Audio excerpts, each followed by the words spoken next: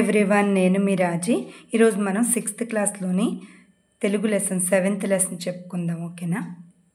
చూడండి ఒకసారి. మమకారం లెసను నేను నోట్స్ ప్రిపేర్ చేశాను, క్లియర్గా కోడింగ్తో తయారు చేశాను. అలాగే టెక్స్ట్ బుక్లో కూడా క్లియర్గా వివరిస్తాను. అసలు మీరు ఇది విని 2-3 సార్లు విని ఎగ్జామ్లో కూడా ఆన్సర్ చేయగలుగుతారు క్లియర్గా. ఓకే, స్టార్ట్ చేద్దాము. మమకారం లెసన్ పేరు మమకారం. చూడండి, దీని యొక్క ప్రక్రియ కథ రూపంలో రాశారు. ఇది ఇతివృత్తం భాషాభిరుచి, తెలుగు భాష మీద అభిరుచితో రాశారు. రచయిత చిలుకూరి దేవపుత్ర. ఉద్దేశ్యం వచ్చి ఆంగ్ల భాష మీద వ్యామోహంతో మాతృభాషను నిరాదరించడం సరికాదని, వాడగలిగిన ప్రతి చోట మాతృభాషనే వాడదామని రచయిత మనకి చెప్తున్నారనమాట. ఓకేనా? ఆంగ్ల భాష యొక్క గొప్పతనం గురించి ఆయన మనకి చెప్తున్నారు. నెక్స్ట్ మనకి ఆయన యొక్క రచనలు ఉన్నాయి. చాలా రచనలు రాశారు. ఇలా చదివేస్తే మనకి ఏమీ గుర్తుండదు, కాబట్టి నేను ఇలా రాసాను. చూడండి, చిలుకూరి కాబట్టి రామచిలకని వేశాను నేను. ఇక్కడ చూడండి, ఈయన యొక్క కథా సంపుటాలు. అలాగే చూడండి, కథా సంపుటాలు వచ్చి చివరి మనుషులు, వంకర టింకర, 6 గ్లాసులు, ఏకాకి నౌక చప్పుడు, బందీ. దీని కోడింగ్ రూపంలో మీకు ఈజీగా ఉండేలా చెప్తాను, జస్ట్ వినండి. నెక్స్ట్ నవలలు వచ్చి అద్దంలో చందమామ, పంచమం. ఈ 2 నవలలు రాశారు. ఇవన్నీ కథా సంపుటాలు, చిలుకూరి దేవపుత్ర గారి యొక్క రచనలు. Next American association American association వారు పెట్టిన పోటీలో పంచమం అనే నవలకు 3rd ప్రైజ్ వచ్చిందనమాట ఇతనికి, చిలుకూరికి. తర్వాత శ్రీ పొట్టి శ్రీరాముల వారి ధర్మనిధి పురస్కారం కూడా 2000లో వచ్చింది. నెక్స్ట్ చాసో అంటే చాగంటి సోమయాజులు గారి స్ఫూర్తి సాహితీ పురస్కారం 2001లో వచ్చింది. అలాగే ఏపీ ఆంధ్రప్రదేశ్ గుర్రం జాషువా పురస్కారం కూడా ఈయనకు వచ్చింది. ఇవన్నీ కూడా గుర్తుపెట్టుకోవాలంటే కష్టం, కాబట్టి ఇవన్నీ ఒక కోడింగ్లో తయారు చేశాను. చూడండి, కోడ్ ఏంటంటే, పంచరంగుల చిలుకనైనప్పటికీ ఏకాకినై ఈ వంకర టింకర పంజరంలో బందీనైనాను. పిల్లలు చందమామను అడిగితే అద్దంలో చూపిస్తారు పెద్దలు, కానీ అదే మనుషులు పిల్లలు చిలుకను తెమ్మని అడిగితే 6 నూరైనా చివరికి తెచ్చి ఇస్తారు. ఓ శ్రీరామ, నన్ను కాపాడు. రోజూ 6 గ్లాసుల నీళ్లు గింజలు వేసి తినిపించి గుర్రంలా పరుగెత్తే నన్ను సోమరిని చేస్తున్నారు. ఇది ఈజీగా గుర్తుంటుంది మీకు, అంటే నేను రాసాను కాబట్టి నాకు గుర్తుంటుంది.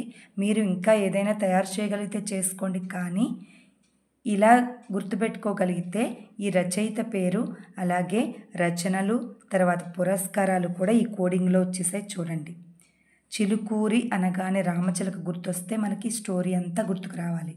పంచరంగుల అంటే పంచమం నవల ఉంది కదా, అమెరికన్ అసోసియేషన్ ప్రైజ్ కూడా వచ్చింది. సో పంచరంగుల చిలుకనైనప్పటికీ, చిలుక అంటే చిలుకూరి.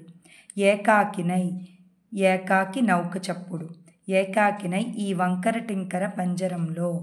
పంజరం బాగానే ఉంటుంది, కానీ వంకర టింకర అని రాశాను ఎందుకంటే ఇది గుర్తుండడానికి. వంకర టింకర పంజరంలో బందీనైనాను, బందీ.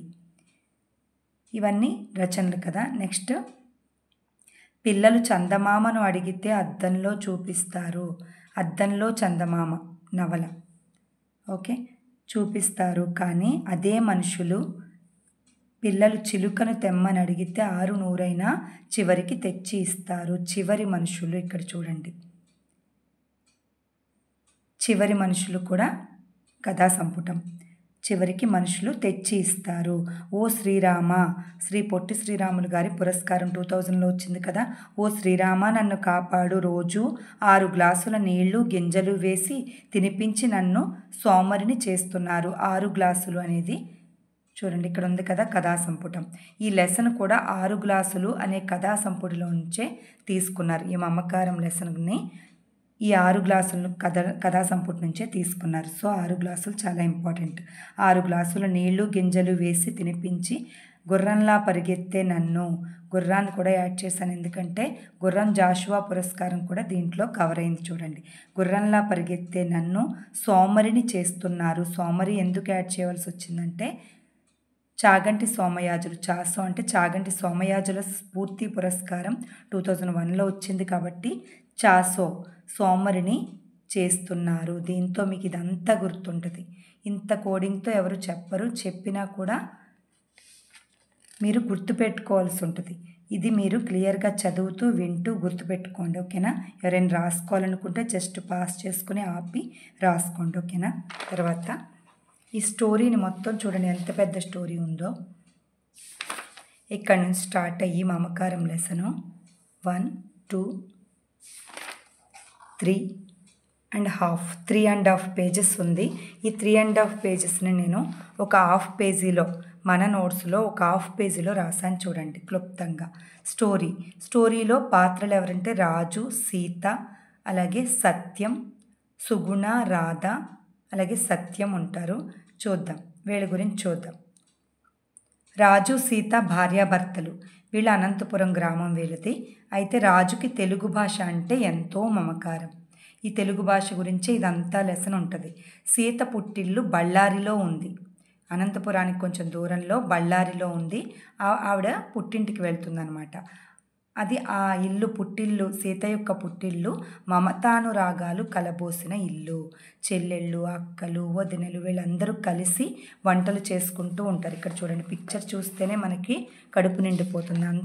అంత బాగా వేశారు. ఎవరు వేశారో కానీ చూడండి, పిక్చర్ ఎంత నీట్గా, ఎంత మంచిగా వేశారో. అంటే అందరూ కలిసి ఒక చోట ఆనందంగా వంటలు చేసుకుంటూ, మాట్లాడుకుంటూ, అలాగే చిన్న చిన్న తగాదాలు పెట్టుకుంటూ పిల్లలతో కలబోసిన ఇల్లు ఇది, సీత యొక్క పుట్టిల్లు. ఓకే, సీత పిల్లలతో పుట్టింటికి వెళ్తుంది. అక్కడికి అతను ఒక ఆదివారం, రాజు సీత భర్త రాజు ఒక ఆదివారం వెళ్తాడు. వెళ్ళి వాళ్ళందరినీ చూసి చాలా సంతోషిస్తాడు. అయితే సీత చెల్లెళ్ళు ఎవరు అంటే సుగుణ, రాధ. వీళ్ళిద్దరు పిల్లలు ఏం చేస్తారంటే రాజుని అంకుల్ అని పిలుస్తారు.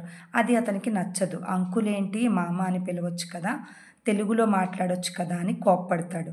అది సీత నొచ్చుకుంటుంది. ఎందుకు వాళ్ళని కసిరారు, మామూలుగా ఉండొచ్చు కదా, ఎప్పుడో కానీ రారు కదా అని అదమాయిస్తుంది భర్తని. ఇదంతా స్టోరీలో ఉంటుంది.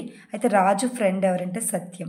వీళ్ళ ఇంటికి వెళ్ళిపోతారు, అనంతపురం వెళ్ళిపోతారు. తర్వాత ఆఫీస్ పని మీద ఇతను మడకశిరకి వెళ్తాడు. ఎవరు, రాజు మడకశిరకి వెళ్తాడు ఊరు.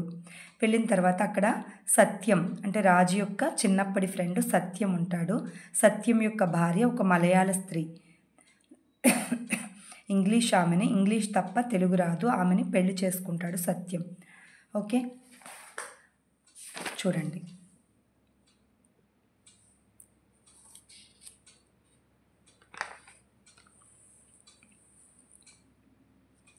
సత్యం కూడా ఇక్కడ చూడండి, క్రిస్టియన్ కాలేజీలో, ఆంధ్ర క్రిస్టియన్ కాలేజీలో బిఏ చేస్తాడు సత్యం. గుంటూరులో బిఏ చేస్తాడు. అలాగే ఈవిడేంటంటే ఇంగ్లీష్ దొరసానుల దగ్గర పెరుగుతుంది. అంటే ఆంగ్లేయుల దగ్గర పెరిగిన మలయాళ స్త్రీని సత్యం వివాహం చేసుకుంటాడు. కాబట్టి వీళ్ళిద్దరూ ఇంకా ఆంగ్ల ఫ్యామిలీ అనుకుంటాడు ఇతను. ఎవరు, రాజు ఊహిస్తాడు మొత్తం అంతా ఇంగ్లీషే మాట్లాడతారు. ఈ తెలుగు మాట్లాడే వాళ్ళ దేశంలో ఇంగ్లీష్ ఫ్యామిలీని చూద్దాం ఒకసారి, నా చిన్నప్పుడు ఫ్రెండ్ అని చెప్పి ఫోన్ చేసి అది సత్యం ఇంటికి వెళ్తే సత్యం యొక్క పిల్లలు గుమ్మంలోంచే మామ అంటూ పలకరిస్తాడు. ఆశ్చర్యపోతాడు రాజు. ఏంటి మామ అని పలకరిస్తున్నాడు, నేను మీ మామని కాదు ఎవరో అనుకుంటున్నారా అని అడుగుతాడు. ఇదిగోండి సత్యం ఫ్యామిలీ. అడగగానే లేదు మాకు తెలుసు, మీ ఫోటో చూపించి మా నాన్న పొద్దున్నే చెప్పారు, మామ వస్తారు, రాజు మామ వస్తారని చెప్పారు అనేసరికి ఆశ్చర్యపోతాడు రాజు. తర్వాత లోపలికి వెళ్ళేసరికి మొత్తం తెలుగు వాతావరణం, పిల్లలు చక్కగా తెలుగులో మాట్లాడతారు. అలాగే భర్త చెప్తాడు, నా భార్య యొక్క తెలుగు వింటే ఇంకా ఆశ్చర్యపోతామని చెప్తాడు. అతను విని చాలా సంతోషిస్తాడు. ఎందుకంటే వీళ్ళకి ఇంగ్లీష్ నేను ఊహించిన దానికి భిన్నంగా ఉంది. అంటే ఆంగ్ల కుటుంబం చూడాలని వచ్చిన రాజుకి అచ్చ తెలుగు కుటుంబం కనిపిస్తుంది అన్నమాట సత్యం ఇంటిలో. ఓకేనా, ఇదంతా మొత్తం తెలుగు యొక్క గొప్పతనాన్ని వివరించే ఒక స్టోరీ. ఓకే, క్లుప్తంగా కొంచెమే రాశాను నేను. ఎవరైనా మీరు రాసుకోవాలనుకుంటే జస్ట్ ఇది ఇలా పాస్ చేసి ఆపి మీరు రాసుకోండి, ఓకేనా. క్లియర్గా ఇది చదివితే మనకి ఆ పాత్ర ఇదంతా అర్థమైపోద్ది. ఎవరి దగ్గర టెక్స్ట్ బుక్స్ ఉంటే చదువుకోండి, లేదు అంటే ఇది చదివినా కూడా మనకి ఎగ్జామ్లో ఏదైనా చిన్న మొక్క ఇక్కడ ఎక్కడైనా ఒక మొక్క ఇచ్చి మనల్ని అడిగారనుకోండి, ఇదిగోండి, ఆంధ్రదేశంలో ఉన్న ఆంగ్ల కుటుంబాన్ని చూడాలని వస్తే అచ్చ తెలుగు కుటుంబం కనిపిస్తూ ఉంది సత్యం. పిల్లలిద్దరూ నేను డాడీ అనకుండా నాన్న అని పిలవడం భలే ఉంది అని ఎవరన్నారు? రాజు అన్నాడు కదా. తెలిసిపోద్ది మనకి ఈ స్టోరీ క్లుప్తంగా చూస్తే మాత్రం. ఎక్కడ మీకు చిన్న ముక్క ఇచ్చి అది ఎవరన్నారు అని ఎగ్జామ్లో అడగొచ్చు. అలా అడుగుతున్నాడు కూడా. అడిగినప్పుడు కూడా మీరు ఆన్సర్ చేయగలుగుతారు. ఓకేనా? ఇదండి మమకారం లెసను. మళ్ళీ నెక్స్ట్ లెసన్తో మళ్ళీ కలుద్దాం. Keep watching. Thank you so much.